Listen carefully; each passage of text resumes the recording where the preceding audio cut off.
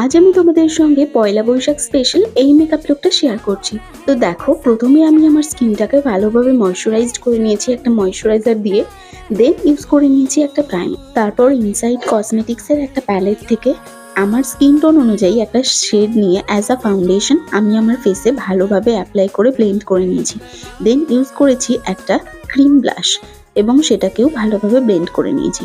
এবং তারপর ওই সেম প্যালেট থেকেই একটা লাইটার শেড নিয়ে আমি আমার ফেসের যে হাইলাইটেড পয়েন্ট সেগুলোতে অ্যাপ্লাই করেছি এবং সেটাকেও খুব ভালোভাবে ব্লেন্ড করে নিয়েছি।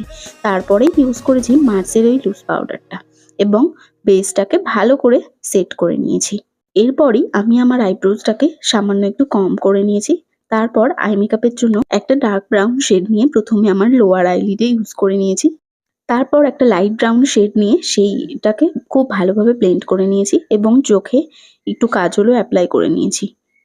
তারপর মার্সের একটা লিপ প্যালেট থেকে একটা ডার্ক ব্রাউন শেড নিয়ে আমি আমার লিপটাকে ভালো করে ড্র করে নিয়েছি এবং মিডিলে অ্যাপ্লাই করেছি হালকা অরেঞ্জিশ একটা শেড এবং সেটাকে ভালোভাবে অ্যাপ্লাই করেছি। তো দেখো, এটা হচ্ছে আমার ফাইনাল